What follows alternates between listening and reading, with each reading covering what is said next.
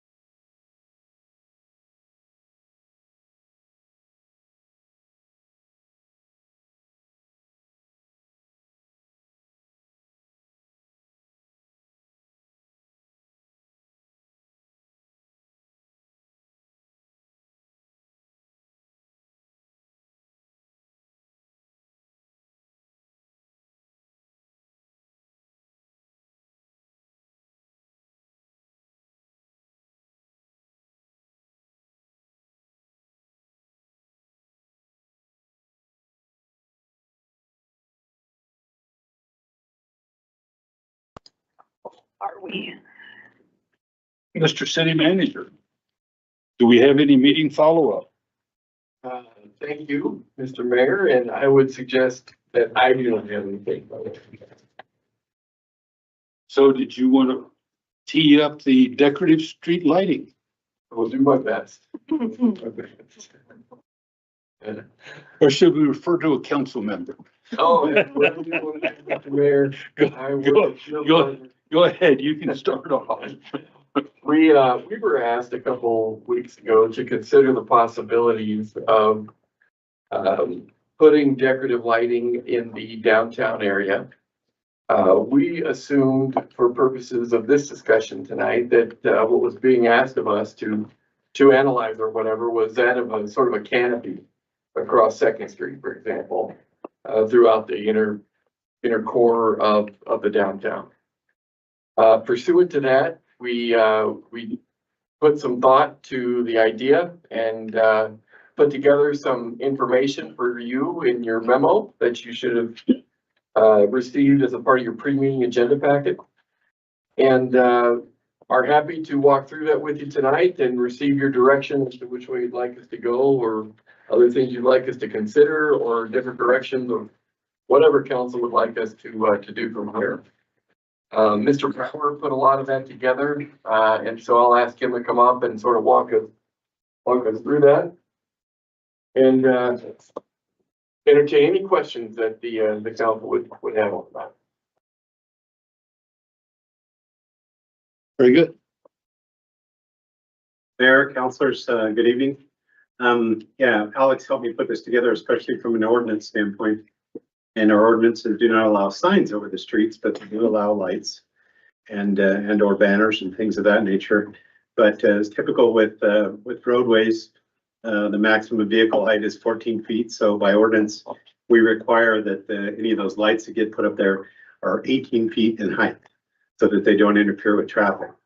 And so, knew the area fairly well, but I went down there and walked around the area and tried to envision what we could possibly do. And then three options kind of arose in my head. The first option that jumps out is, well, we have all these pedestrian lights, the multi-globe pedestrian lights, but they're not tall enough. They're not above 18 feet, so it becomes a challenge. And so I looked at other places to hang lights on, and the other option was potentially at the intersections where we have the signal pole and the Cobra lights that we're all familiar with. And I thought, well, there's a chance we could hang some of these string lights above there.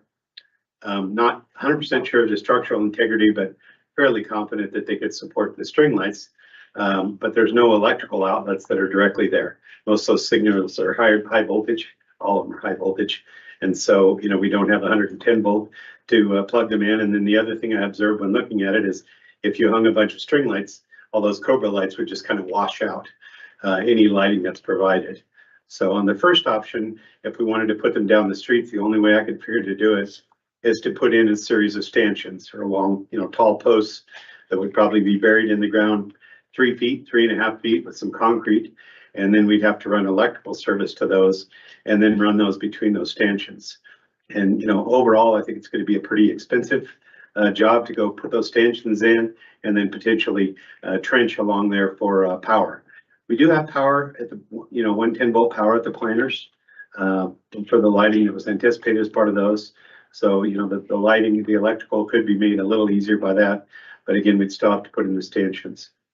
The other option in reflecting back to kind of the old days when we used to hang banners off of buildings was the thought of stringing these lights across between buildings. And again, just doing a visual inventory, there's some location where I saw some old D rings or rings that were mounted to the buildings. But then the problem is we've got to get with every private property owner and get some sort of permission, and then ultimately try and figure out from them, try and find somebody that's willing to provide the power to light those, and probably put in a bunch of those other additional D rings to hang the lights. So we're more than willing to follow up and look into any of these options, but I just wanted to kind of report the findings from a standpoint of the height in order to adhere to our ordinances, and then we'd need to get a conditional use permit with ourselves, so to speak, to put these up. But it's an option. I know when you look at it, it's really beautiful. When I think about different communities I've been to where they have those canopy of lights, somewhere down in Denver, not 16th Street, but I remember the food festival where they had them all over there, and it's a beautiful look, but it does take a significant amount of infrastructure to hang up the canopies of lights. Questions, comments from council? Any comments of where we would like to go? Any future comments? I'm waiting to see if Kyle has anything. I was gonna defer to you. I'm curious to know what your thoughts are. Well, if one of the two of you aren't gonna speak up, we're gonna call it a done deal and move on. Does So, the done deal mean that we just get them? no, it means it's a dead issue. No, it's not, never. So, I was talking about this earlier too, and I don't think that, that no is a suitable answer. There's always a way to yes, and I just think that means thinking outside of the box. And so, and it's not, I don't think that that's something that the city has to fully fund. And I don't think when I had asked for this, to be honest, that was my intentions. I was already thinking that we could possibly have some other, the different nonprofits or whoever, the business owners, the shops, potentially maybe the DDA or the DCBA, somebody, you know what I mean? There's people down there in different islands that I think would benefit from it. And so that's where I'm asking. I don't think, I mean, the benefits outweigh the cons of it, just because it's gonna help make the environment welcoming. People are gonna come downtown more. It's gonna be walkable. It's gonna keep crime at bay. It's gonna keep homeless off the inside where they're sleeping in the middle of the shop. So I think there's a lot of benefits to it, regardless of how we do it or find a way. I think we should look at it and maybe start trying to procure some other funding options to help subsidize the city and stuff. Of course, we're gonna need the city's help installing stuff, but if we can find the backing to do it, I'd like to see something that farm happen, whether it's the whole street or just a partial part of it, but it would add a lot to it. Another thing to consider is not doing a canopy approach, but doing it from just down the sidewalk side of the street lights would be another one. It's going over the city. I mean, it's mind boggling to me because just about every little small town in Wyoming has them in some form. Even Cheyenne's got it, as part of their downtown revitalization to try to, you know, clean up the streets and make it more walkable and bright. So people go down there more. So, I'd like y'all just to think about it and just find out, just get away to yes. And then we can figure out how to fund it later by trying to get some donations or getting other entities to help contribute to that. So I don't want to see it pushed off the table because of the benefits. Like I said, it's just gonna be so beautiful down there.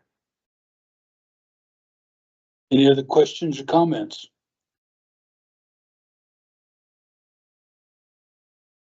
I'll just go ahead and add that we just hired a new DDA director, Brian Hoos, and there's lots of things that he's going to be getting involved in. One of them that I'd like to see him give some exploration to is the DDA joining the Main Street program. It's a national program that I believe offers a lot more resources in the way of funding and grants and other things that the DDA maybe hasn't had at its disposal in the past. And so I'm happy to follow up with Brian and see, you know, if we go down that track of joining the Main Street Association, perhaps there's grants or something.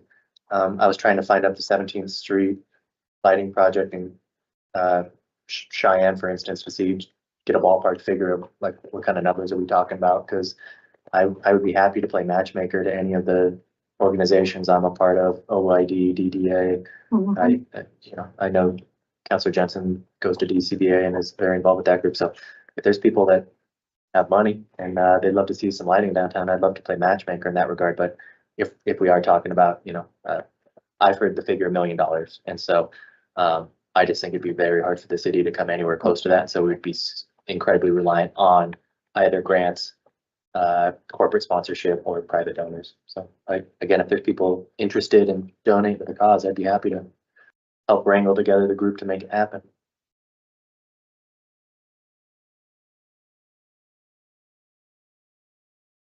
Councilor Pollock. Yeah, I mean, for me, I think that some of that interest would have to be shown first before I think we should dig too far into it. I'm looking at Cheyenne's, their final block was 424,000, so for a single block there. 2.3 million overall. Yeah, so, and theirs was funded with a specific purpose option tax that was going specifically towards downtown projects, so they had a mechanism there, I think, would love to chat with the BDA about it, so I do think it's a really lovely effect, but I think, you know, it looks like Cheyenne paid for, quite a lot of it, just themselves out of their specific purpose tax. I don't think that we have a similar mechanism at this time to help support it, so, we would need to be looking to the private sector, I think, for vast majority of it. So yeah, I'm with Kyle, if we can get some conversations started with the DDA and, some of those entities would be happy to explore it. So since you're with the DDA, are you willing to press that issue with them and see ultimately where they stand and what they think they might be able to do or what they might be able to commit to? Yeah, I'd be happy to, again, I think it would be intricately linked with potentially joining Main Street or some other program, just because the mill levy that funds the DDA really only covers the executive director's salary and the basic things they do, the planners, and even the planners that they do downtown are super reliant on, I think it's Johnny Appleseed, maybe it's Gallus.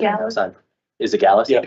Yeah, they donate tens of thousands of dollars in in-kind contributions in regards to labor and stuff to do the planners, and that's the only reason those things are possible. So again, I'm happy to, it's come up in the DDA, so I'm happy to make sure it keeps coming up, but money's gonna be crux of it. Money's the key. Always.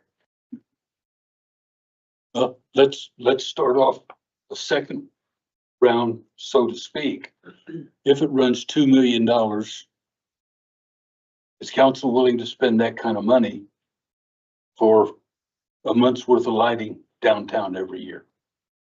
I would be on all the time. Yeah, where do you get the month? Every night. It would be, Thanksgiving to, No. It's just they're year round. generalized oh, lights. then it's way more than that by the time you start throwing in utility bills and everything. So, They're LED lights. I don't know how much David Street paid to have their lights on all year long, but it's not, maybe drinking their bank. do we want to wait and see what DDA wants to do, or do we want city staff to try to put together a proposal which they think would be the most cost-effective way of doing it? I'd be happy to bring it to the DDA.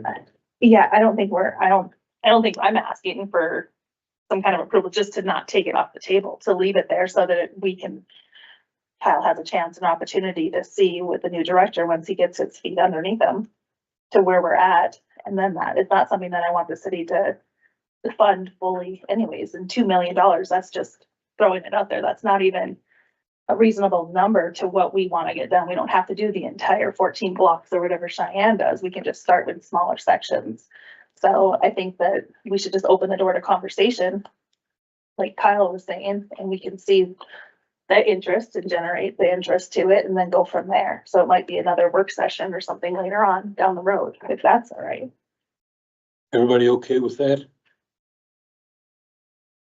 We'll let Kyle go ahead and take a look at it and see where DDA stands, get the new director on board, and then we can bring it up at a work session.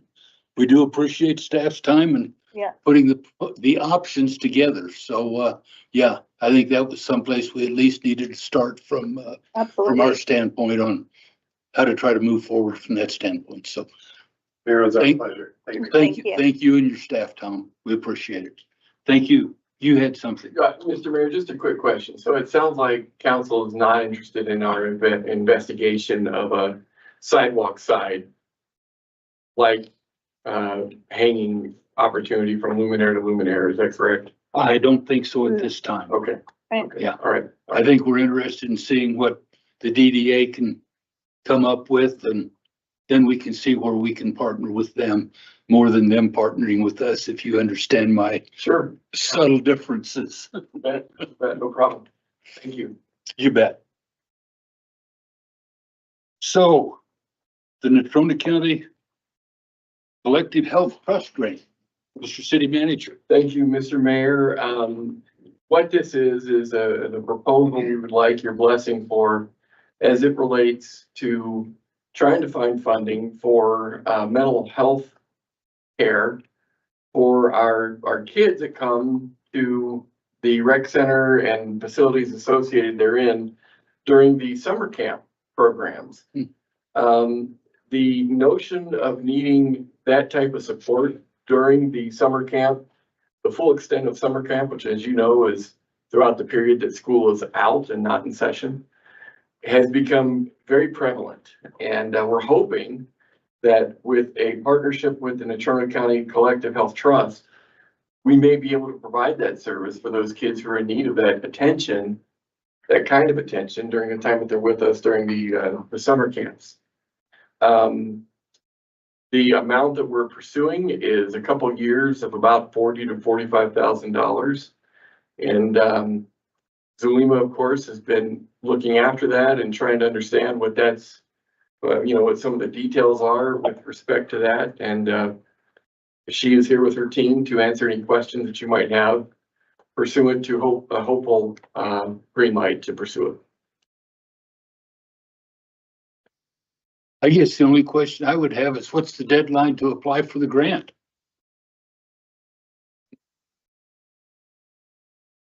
I was gonna get you to get your exercise in one way or the other. Thank you, sir. Mayor, counselors, good evening. The deadline is September 13th. Yes. Okay, so we need to make a decision tonight. The city manager, or vice mayor, manager. This has been a day. You wanna swap places? So just a little bit of clarification, is this to provide counseling for the people that are coming through? And then are we going to need to have parents' permissions to do counseling, or is this going to be just kind of just some ideas to kind of help the rec center or the camps and stuff to help kind of promote some better ways of thinking and doing things, or is it all of the above? Mayor, Vice Mayor, I would say the short answer is all of the above. If it's okay, I would like to invite Nick and Jennifer Harvey down as they are sort of shaping what this looks like. But ultimately, we do want, the premise of a camp counselor isn't new, right? The problem is we have a lot of very young camp leaders. And while our staff is very compassionate, they care about the young people so very much. They're not always the best equipped because they're not professionally trained in mental health. And so adding this resource to the camp program, we think will strengthen it and give kids who are in crisis or getting close to crisis, have an outlet or a source of support and information.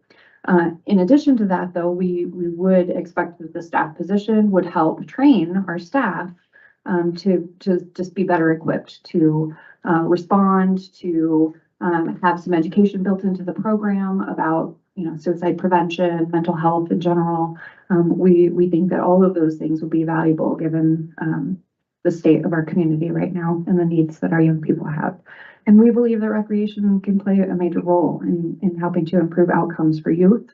We just have to make sure that we have the right programs and support staff in place.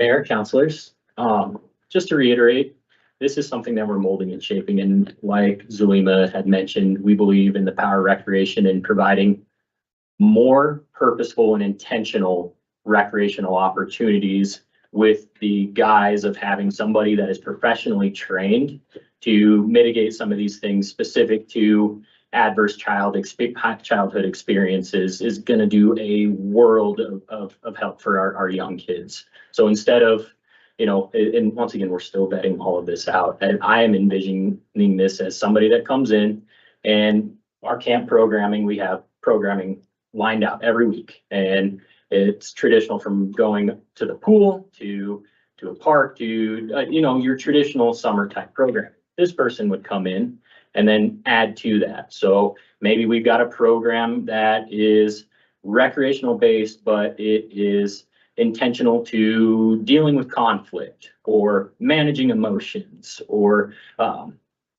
it's just being more intentional, giving those kids tools in a recreational setting, which I think, you know, outside the classroom setting or a traditional office setting, sometimes it hits a little bit more. You know what I mean? Not to say that this person won't have specific counseling sessions and all options are on the table, but like you said, that would require parental involvement and guidance. And I know we would need to make sure that we vet that out thoroughly. Okay, thank you. Counselor Pacheco. Thank you.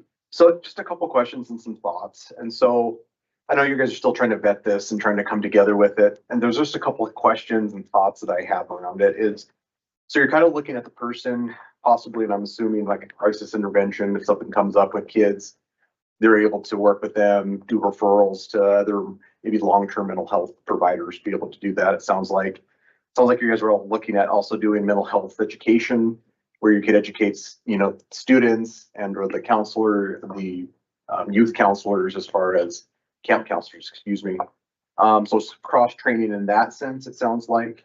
And then possible counseling sessions. The only concern I have about that is if you do like mini counseling sessions, what does that long term Right. look like for students? And so if you look at doing like little micro counseling sessions, what does that long term look like? And so that would be my only thought around trying to do those types of things. Crisis intervention, mental health education, classes and training, fantastic. But that would be my only concern, is how do you navigate doing that? Crisis intervention, you can do with sessions, right? Right. Be able to work with students during crisis intervention, but actually sitting and having therapeutic work with the student over, say, okay, well, I'll work with this student for an hour.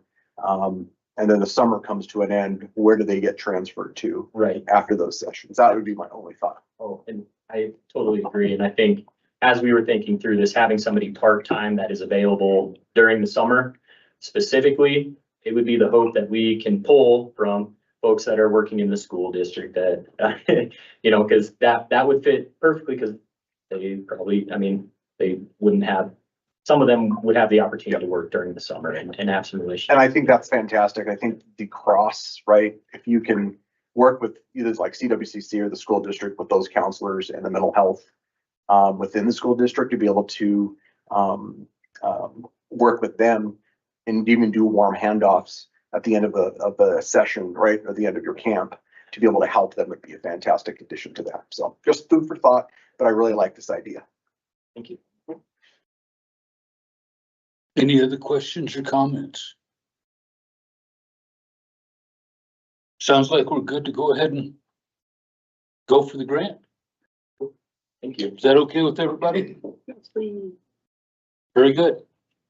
Thank you. Thank you all. Appreciate it. Agenda review. Do you have anything specific, Mr. City Manager? Mr. Mayor, I do not. Very good. We will take a short recess then of 7 minutes.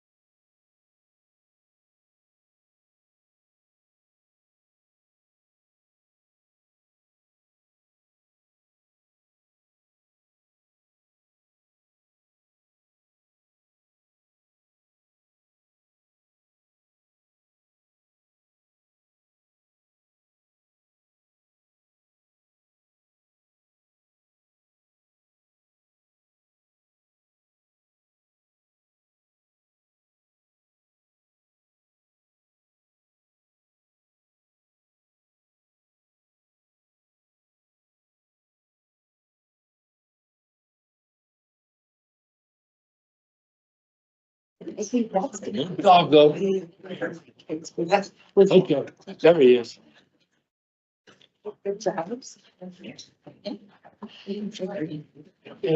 It is that time.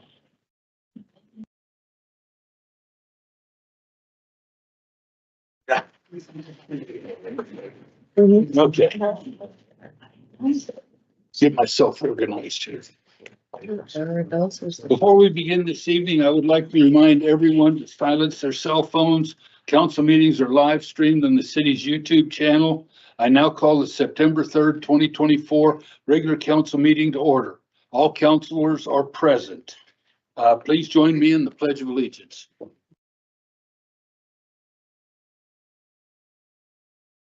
I pledge allegiance to the flag of the United States of America and to the republic for which it stands, one nation under God, indivisible, with liberty and justice for all.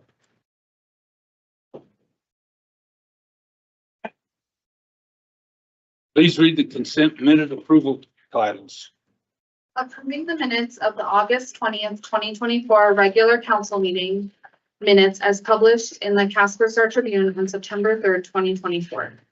The chair would entertain a motion to approve the consent minute action agenda item just read. So moved. Second. Any abstentions or nay votes? All voting aye. Aye. Please record the vote. With all councilors voting aye, the motion passes. The chair would entertain a motion to approve by minute action the September 3rd, 2024 bills and claims as audited by City Manager Napier. So moved. Any abstentions or nay votes? All voting aye. Aye. Please record the vote. With all councilors voting aye, the motion.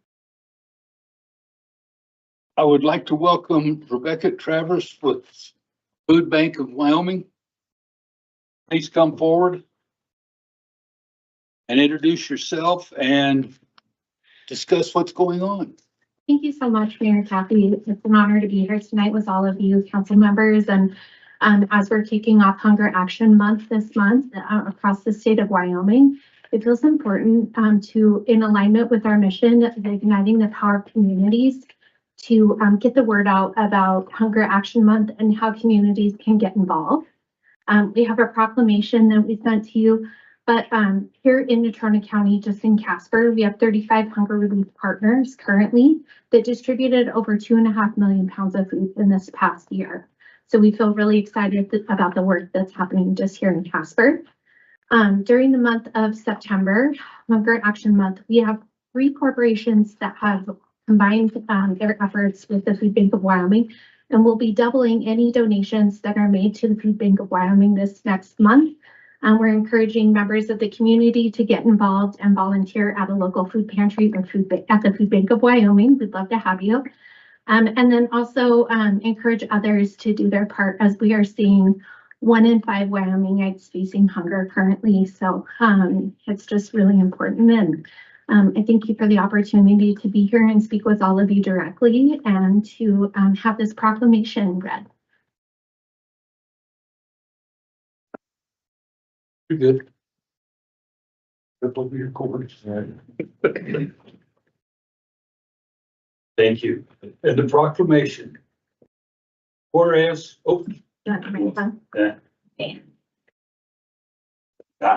this will work. Whereas hunger and poverty are issues of vital concern in Wyoming, where 14.4% of the people face hunger and 1 in every 5 children do not know where their next meal will come from. And whereas everyone needs nutritious food to thrive, and in every community in America, people are working hard to provide for themselves and their families. Yet in 2022, 34 million people, 1 in 7, including more than 13 million children, which is 1 in 5, face food insecurity in the U.S. That includes 83,780 neighbors in Wyoming. Whereas the city of Casper is committed to working with Food Bank of Wyoming, a member of the Feeding America nationwide network of food banks, in educating people about the role and importance of food banks in addressing hunger and raising awareness of the need to devote more resources and attention to hunger issues.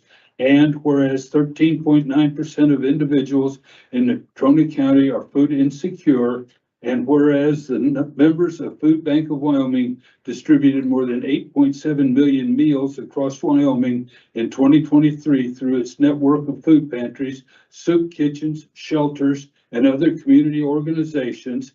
And whereas the month of September has been designated Hunger Action Month in order to bring attention to food insecurity in our communities and to enlist the public in the movement to end hunger by taking action, including volunteer shifts, social media shares, and donations to ensure every community and everybody in it has the food they need to thrive. Now therefore, I, Stephen Cathy, Mayor of City of Casper, Wyoming, do hereby proclaim September 2024 as Hunger Action Month and encourage all citizens to increase their understanding and awareness of food insecurity and how it impacts our nation, state, county, and communities. In witness whereof, I have hereunto set my hand and caused the official seal of the City of Casper, Wyoming to be affixed this 3rd day of September, 2024. Thank you, President.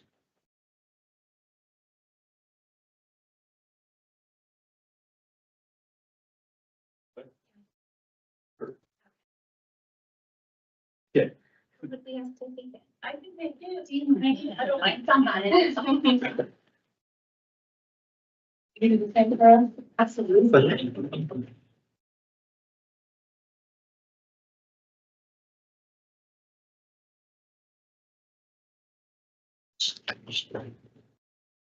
I wouldn't use my best camera. I haven't known to break cameras. Picture you and hold that. Sure. There we go. Yes. Thank you. Thank you.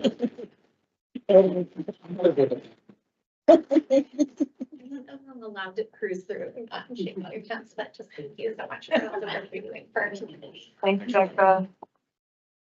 And next, I believe we have some people from Jason's Friends here.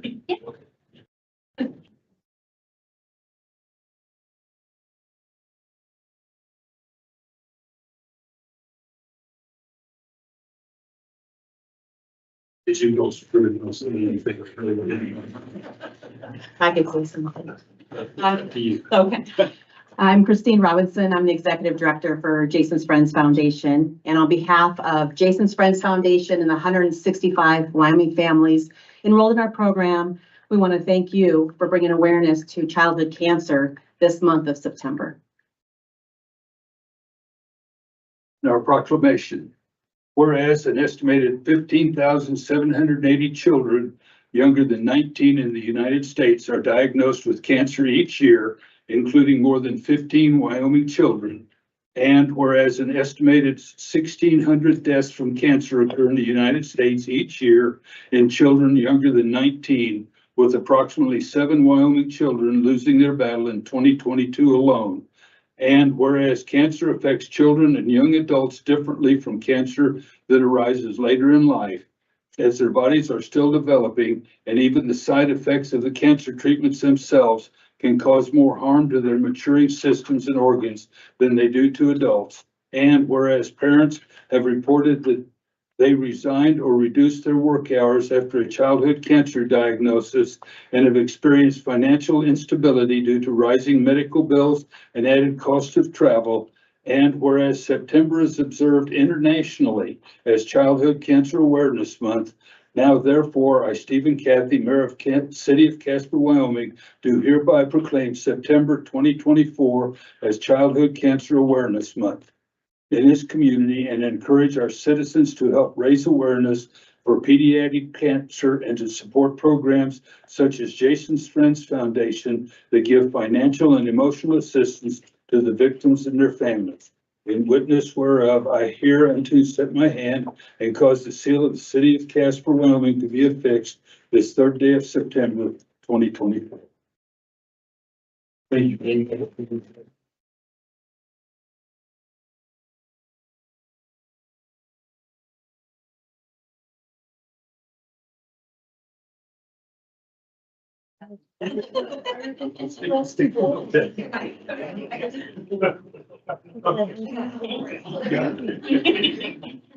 That's weird. Last week. No.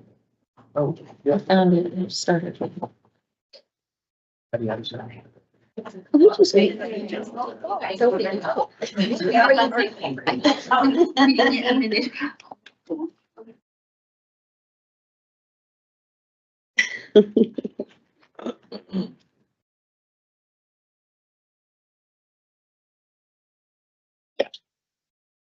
Stage.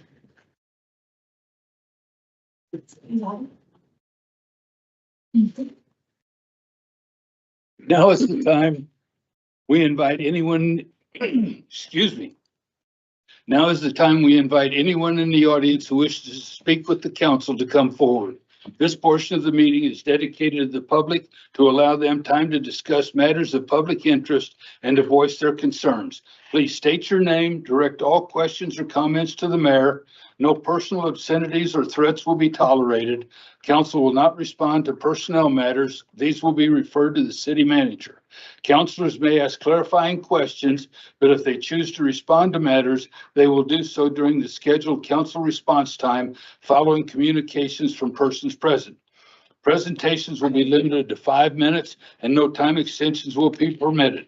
Please note that public hearings and ordinances each have their own separate comment periods. Do we have anybody that would like to come forward? None appearing? Then we will skip comments by the councilors to the public comments. And continue on. And now, open for the consideration of an ordinance approving a rezone of 519 South Poplar Street and 921 West Midwest Avenue. Mr. City Attorney, do you have any exhibits? Thank you, Mr. Mayor. I do. Exhibit number 1, correspondence from Liz Becker to J. Carter Napier dated August 30th, 2024. Exhibit number 2, Casper Star Tribune, proof of publication on August 20th, 2024. Thank you. Mr. City Manager, do you have a report? I do, Your Honor. Thank you. The petitioner is interested in changing the zoning, as was mentioned, out of the form-based code into a C2 general business designation. The exhibit on your screen indicates the property in question there at the corner of Poplar and Midwest. This area has a very interesting history, as I'm sure all of you know. The petitioners have been in this area for many, many years, as you all are aware. And certainly, as you can see on the screen here, the hash marks indicate the borders, if you will, of the old Yellowstone district and the form-based code. However, what's not real clear on the map that you see here is with respect to where, in fact, general business zoning has also happened in the context of coming out of the form-based code as well. If you'll notice the exhibit here, moving south down Poplar, those areas that are shaded kind of a red sort of salmon color are also C2 general business designated areas as well. Those areas used to be in the old Yellowstone district also, which was certainly prior to my time when that transferred over.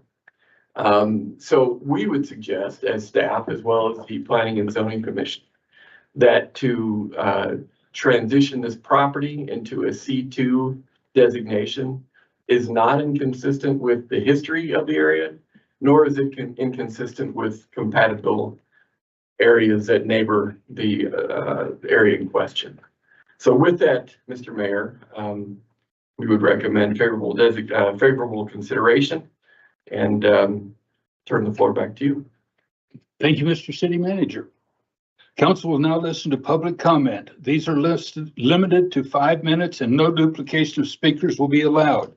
At this time, I would ask those individuals who wish to speak in favor of the proposed ordinance to please approach the lectern.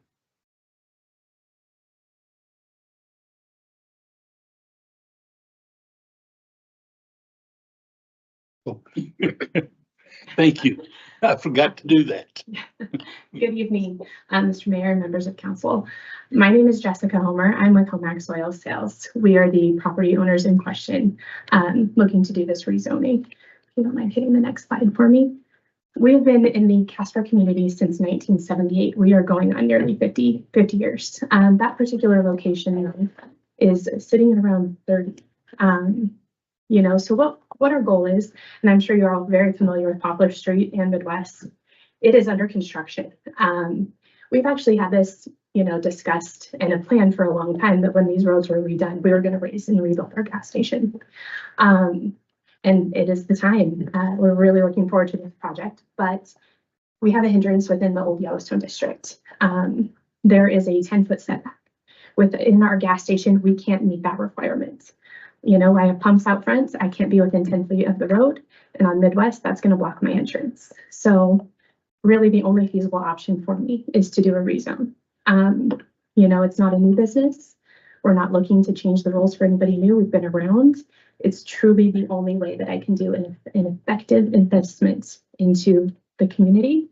You know, and that's what we're asking for today. You know, we go to the next slide, please. You know, those are our current parcels that we're looking to do. Apologize. We go to the next one for me. So the biggest factor for us too is that we would like to stay in the old Yellowstone district, but at this point we just can't. And we are on a slight timeline with our project. We would love to have our store done about the time that they're done with this road. It's not ideal to have this type of impact and then also have the store torn down and rebuilt. But we are looking, it's going to be significantly bigger. It's going to be a nice new modern look. We're really excited about it. If you go to the next slide.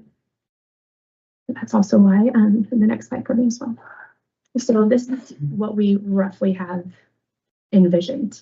You can see from the front entrance compared to what we currently have. I'm going to hit the next one.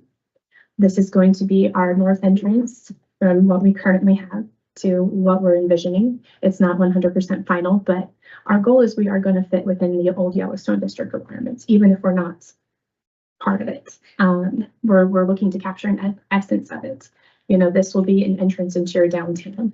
We are really looking to have that be a nice location, a nice setup, and a nice stop. You get the next one for me. It's going to be the east side.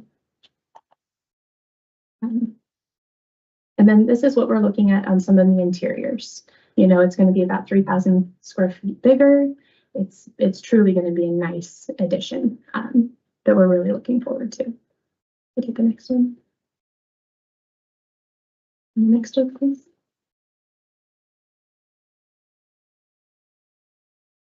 You know, with those current designs, you can see what we're envisioning. So our new store would actually go in behind the existing one, and then we would need to tear down the existing store and adjust the canopies and make room for parking and things like that.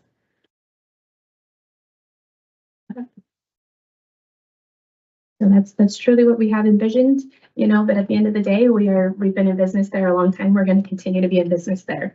You know, my argument on it though is, what do you want it to look like? So we would like it to be this nice new store that we've tentatively designed, or what we're currently working with now. I appreciate your time and thank you for the consideration. Don't run off. Any questions from counselors?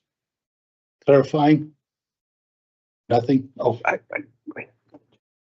don't have a question per se, except for it's beautiful from where you're going from right now to something like this. So, and I also applaud you for thinking in advance and coming to us now before you got too far along in the project and then it came to us. So appreciate that a lot. But this is exciting and it will be a nice entrance to Old Yellowstone District too. Thank you right there. Thank you. did you have something, Counselor Bond? Just to add that, you know, I too I'm very impressed with the design so far. And I'm sure Liz is talking about this, about the, I just noticed this in the memo about the rebuilding conformance with OYD guidelines. So whatever that process looks like to review the design, the final design, whatever that happens to be, would go through your office, Liz? I see. Okay. Okay, but yeah, it's very exciting and I think it'll be a great improvement to that area and to the Poplar Street Midwest area. Absolutely. Thank you very much. Oh, I was trying to formulate exactly what my Well- thoughts were. I appreciate the information and you know, not to be redundant, but I agree with my colleagues. It's a very attractive gas station. So I love the aesthetic of it. My guess is that the current gas station was kind of grandfathered into the OID code. My guess is you could not build a gas station to the code now. No, Okay, then, it was yeah. grandfathered in. Yeah, I mean, I was just trying to think of, you know, especially in light of some of the other conversations we've had about OID form-based code. I'm totally fine rezoning it. Because it's gonna look much more in line with the OID aesthetic. It's gonna be a much better building. Appreciate, you and all the stakeholders' willingness to invest. I just want to make sure that whatever precedents we set, we're consistent on board. And so Liz, I'm sorry, probably more a question for Liz. Have we ever rezoned something that was formerly OID? And I guess, do we want to establish now kind of a precedent for under what circumstances we're willing to do that kind of thing? That's just kind of what I'm trying to wrap my head around. Mr. Mayor, members of council, yes, and is what the city manager had shared with the red areas in the initial map that we had put up, which is in your memo. That South Poplar Street corridor had previously on the south side all been form-based code. And along the Collins Street, also south along Collins, which you see now is the red pockets. So that had all been rezoned from form-based code to C2, actually kind of back to C2 in 2016, based on input from the property owners and their desire to really kind of conform to what they wanted to see the neighborhood as and not with the requirements of the form-based code. So they'd come to council and we did that rezone in that area. Poplar Street has, again, a lot of challenges right now with the construction, but staff has really looked at the types of businesses that are along the South Poplar Street corridor there. And obviously we believe in the C2 designation. As Jessica had indicated, the setbacks were what first brought them to the Architect Review Committee. Councilor Jensen sits on that one. And at that point, we reviewed the fact that it really, we'll call it a gas station, trying to have a zero setback and be right up against the curb. We don't see gas stations like that. We see pumps and the access to get to those pumps. And so we knew that the form-based code did not apply as well to this grandfathered business. Now, if there's new development along there, we can look at that. But at this point in time with the grandfathered business, we needed to have some flexibility. And at this point was what staff's recommendation, along with the applicant, was to get this rezoned back to a C2. And yet we applaud Homax because they are honoring the form-based code with the design standards. And you see all of the windows, and so much more of an open concept, and the colors are very attractive. Again, we like the neutral tones, but the attractive colors that will be truly a nice addition to that gateway, because we'll have signage on the corner as we go into our along Midwest. There'll be signage again saying welcome to the old Yellowstone district, which is similar to the gateway entrance on Yellowstone directly to the north, just the small monument signs with the landscaping around it. So again, pretty key gateway. And then again, along that south edge where they are will be also that bike lane to get folks across Poplar to be able to connect over to Platte River Trails Commons, which is again all part of the master comp plan for the city, is to have the trail connectivity. So they've accommodated us with the design too, with their entrances, and still allowing the dedicated bike lane that'll be going immediately past their property too.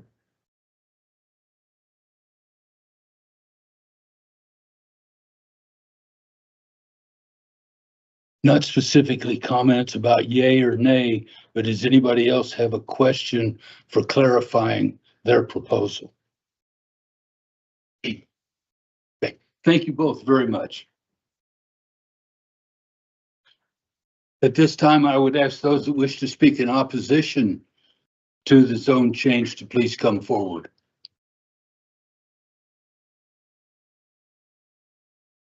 There being no others to speak for or against the proposed ordinance, I now declare the public hearing closed. Please read the ordinance by title only. Ordinance approving a rezone of 519 South Poplar Street and 921 West Midwest Avenue from zoning classification OID SPC-FBC to C2 general business. The chair would entertain a motion to approve on first reading the ordinance just read. So moved. Second. Now is the time for discussion amongst councilors. Vice Mayor. When we had our meeting and stuff, I think that Counselor Gamroth and Pollock was saying that they wanted to see some more flexibility. So I appreciate seeing the flexibility for OYD. Any other comments? Councilor Pacheco? Yeah, I don't want to keep beating the same drum, but I think it's a great investment into a community. I always appreciate local businesses being able to do that for our community. And I think it'll be a good addition right there in that area. So when I used to work at Mercer Family Resource Center, I stopped there quite a bit. So I used to meet several of my rig crews there in the mornings. Any other comments from anybody? Any amendments? Any abstentions or nay votes? All voting aye? Aye. Please record the vote. With all councilors voting aye, the motion passes. Please read the ordinance on second reading by title only. An ordinance approving a plat creating the Mount Hope Addition Number 2, the associated subdivision agreement, and a rezone of the proposed Mount Hope Addition Number 2 to R2. Thank you all for coming. We appreciate it. The chair would entertain a motion to approve on second reading the ordinance. Chair would entertain a motion to approve on second reading the ordinance just read. So moved. Second. Council will now listen to public comment. Is there anybody that wishes to comment on this?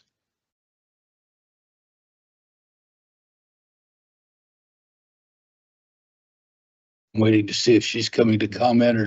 No, sorry. Oh, no problem. I just wasn't sure. Since there is no public comment, is there any discussion among council members? Any amendments? Any abstentions or nay votes? I'll be abstaining. All voting aye? Aye. Please record the vote.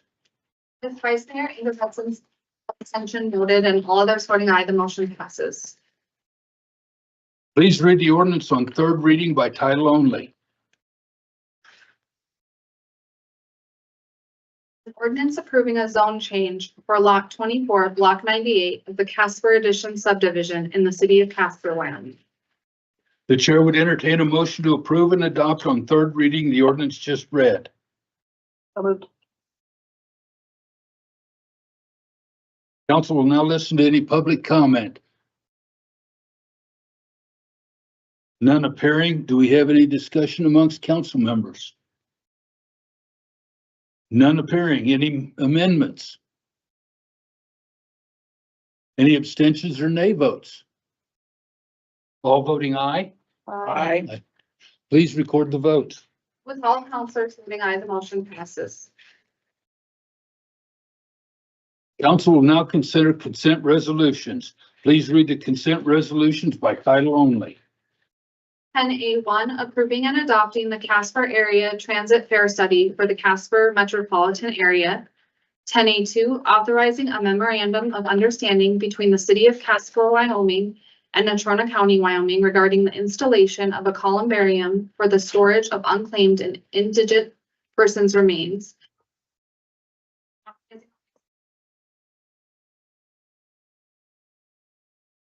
Ski instruction in Mogadon Basin Ski Area. 10A4, authorizing a contract for professional services between the City of Casper and Convert One Incorporated for the purchase, installation, and configuration of a data storage system at City Hall. And 10A5, authorizing a grant agreement with the Federal Highway Administration for the Shining the Light on Safety project. The chair would entertain a motion to adopt the consent agenda items just read. So moved.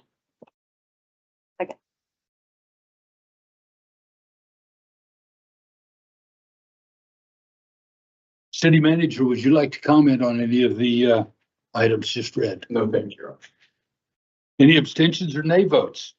I'd like to abstain from 10A3. All voting aye, Aye. please record the vote.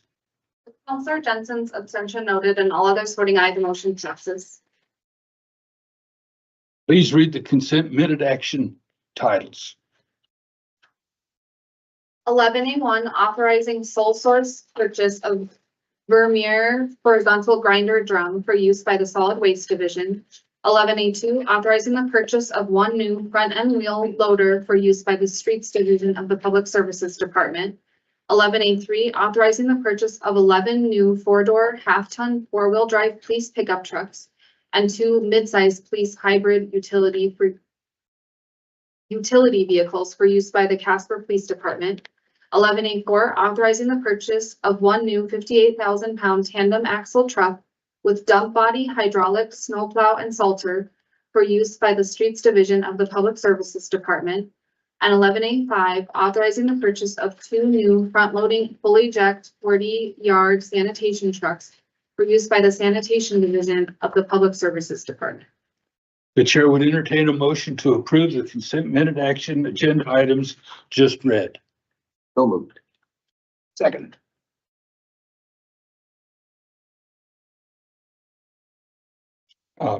Any abstentions or nay votes? All voting aye, Aye. please record the vote. With all counselors voting aye, the motion passes. At this time, we'll ask councilors to bring forward any relevant concerns or items of interest. Start off with Ms. Haskins tonight. Okay. Councilor Gamrot. The Homelessness Coalition meeting last Thursday, joined by Councilors Bond and Sutherland at that. Stakeholders all reported an increase in arrests, encounters, admissions, et cetera, compared to the previous month, which kind of makes sense considering we were kind of peak summer, kind of peak transient season. Community Action Partnership will be doing a community needs assessment here in the next several weeks to give us a better indication what the current state is of things in our community and what our needs are. CWCC and WBI, they're still working on transportation issues related to clients that are receiving services here from other counties. So yeah, a couple snags came up in that, but they're working through it. And then the Natrona County Collective Health Trust, they just gave 9 grants to different agencies as a part of their participatory grant process. I think it totaled around $250,000. So it looks like they're having quite a bit of success with that new grant funding process. The only other thing I have, I want to remind folks that there's 2 open houses to ask questions and receive information about the 6th cent that's going to be on the ballot on November 5th. Those town halls or those open houses, I guess is maybe the better vocabulary. September 12th and 16th at the Casper Rec Center from 5:30 to 8. I hope some of us are present at one or both of those in case constituents want access to us as well. I'm going to try to make it if possible. On that note of the 6th cent, I guess I would like to, it came up in some of my discussions with constituents in the past week in regards to questions about what would happen to a surplus if we, my guess is we'll achieve some sort of surplus since we can only turn that tax off at the end of every quarter. And so I don't recall hearing what the plan was, if we discussed that at all as far as surplus 6 cent revenues, but like the specific purpose tax that failed a couple years ago, I would advocate that we pass a resolution that any excess 6 cent funds go to our streets department. And so unless there was an alternative strategy to that I am unaware of or was not remembering at the moment, I guess I would ask for that to be on a work session before November 5th is to just pass a resolution that we allocate excess 6% funds to streets.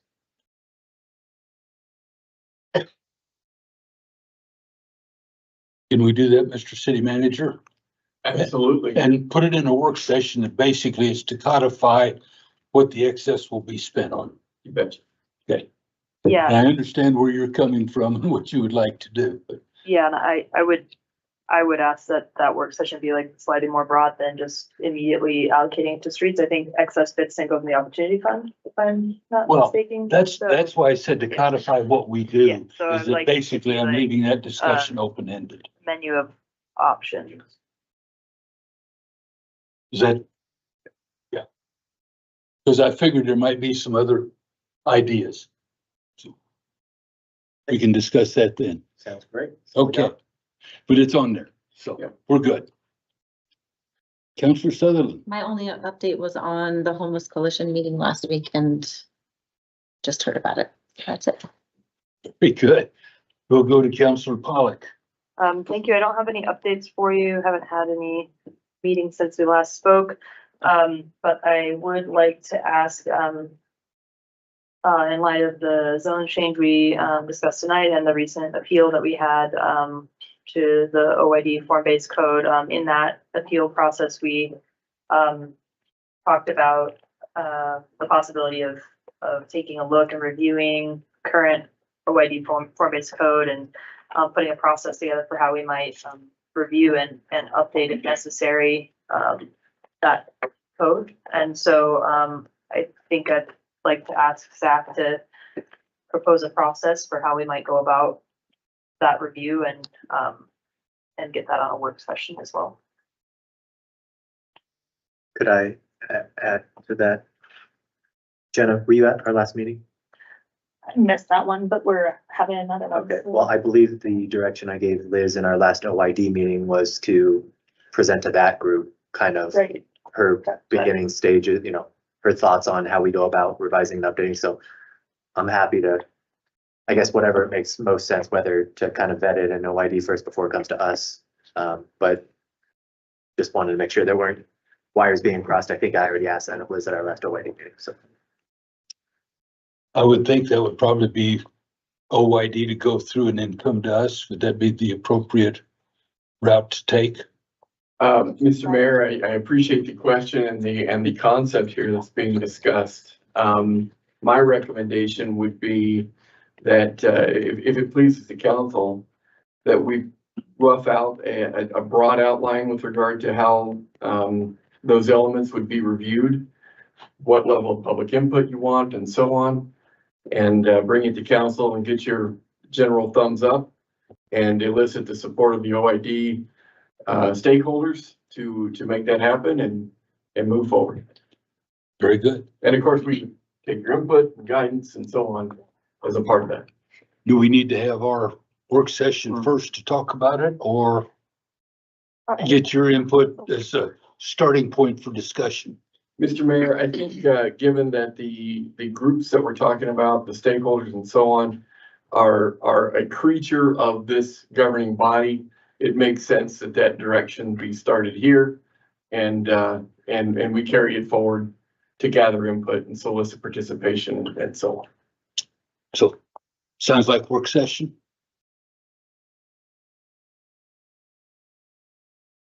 That kind of where you were coming from? But I see a bunch of yeses. Everybody okay with? I think it's up to, I'm guessing you know the process of how that works, but being that it's OYD, I would think that it has to start with that board and Liz's department, since it's a code enforce. We're talking about changing the code. But changing it.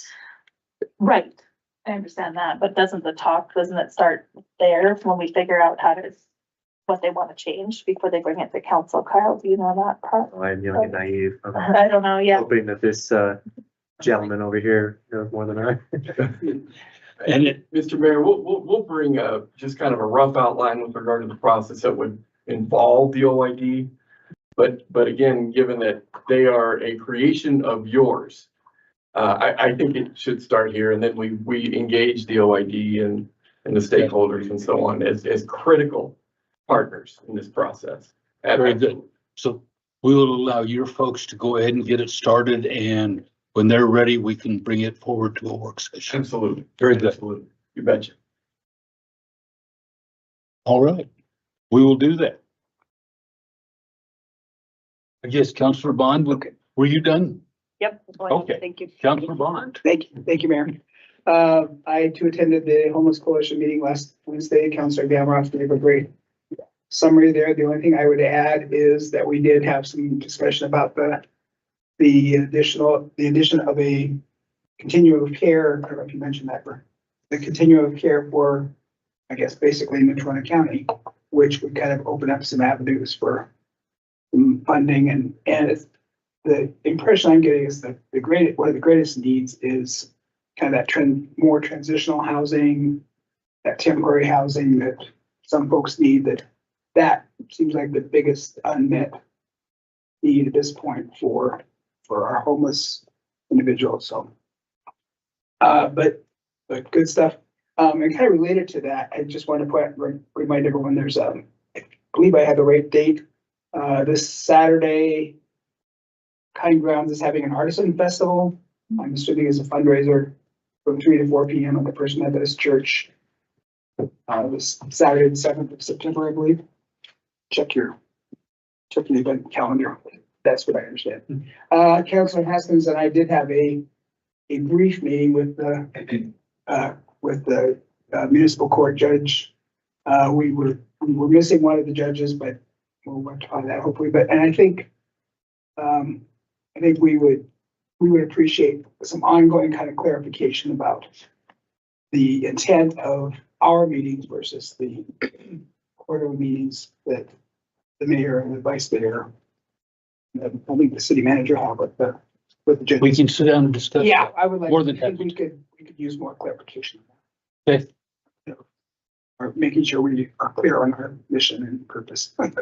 We can take care of that. Thank you. I did get an opportunity last Saturday to take a tour of the new Latter-day Saints Temple. That was a very nice addition to our community, and a lot of enthusiasm there in that community. And I think it's the Nicholas and Museum is holding their Fire and Ice Bash on Thursday, which is a kind of a moderately cost, they would call it, art sale or silent auction, and then social event. And then Friday is the elemental ball with the gala, which is more formal, more sit down dinner with art auction, live auction, and silent auction. So, and there'll be some awards given out to some community members who've been particularly either outstanding either as artists or supporters of the museum. So hope everybody got their tickets if they're interested in going. Thank you. That's all I have. Councilor Jensen. I don't have anything except for a municipal band meeting tomorrow. Very good. Mr. Bond. I don't have anything tonight. Thank you. I'll be glad to get rid of this. Vice Mayor. I don't have anything tonight. And the only thing that I was going to bring up to give you a little bit of advance notice is next Wednesday, the 11th at 11:30 is the State of the Community meeting at the Ramcota, which our distinguished city manager will be speaking, so that anybody that is interested to hear the state of our community, get your reservation in and come join that and then see how that's going. And then, next, say again? That's the following week, the week of the 18th. Nobody else before. basically Jackie was saying nobody else replied, so if anybody else wants to go to the Oh. Boys and Girls Club, you guys need to reply to her. Yeah, the Boys and Girls Club breakfast at 6:15 a.m. at the event center. And that is a fundraiser. And does anybody remember the name of the gentleman that's going to be speaking? I knew Trudy Holthouse is their honoree, but I don't remember who the speaker is. But anyhow, it's a country and western singer, so you're about ready to lose your. George Street. No, it's not George Strait. Oh, Not George Strait, but I don't want to start that rumor. no, no. Let's get you in trouble. But at least you do a country singer. Way to go. Jimmy Wayne. Jimmy Wayne. There we go. Thank you, Kyle. So I guess that's about it. The next meeting of city council will be a work session to be held at 4:30 PM on Tuesday, September 10th. And a regular council meeting to be held at 6 PM on Tuesday, September 16th, or 17th, I'm sorry. That's it. Meeting is adjourned. Do your helmet, Turn the- your hammer. Your hammer. That's the gonna hit Oh, the I gavel. guess I better go to the last page. The chair will entertain a motion to adjourn the regular meeting. So moved. Second. All that, any abstentions or nay votes? All voting aye, please record the vote. All counselors voting aye, the motion passes. Is it a new day today? Do what? I like to end that. That's it. Yeah, it's a Tuesday. Let's go.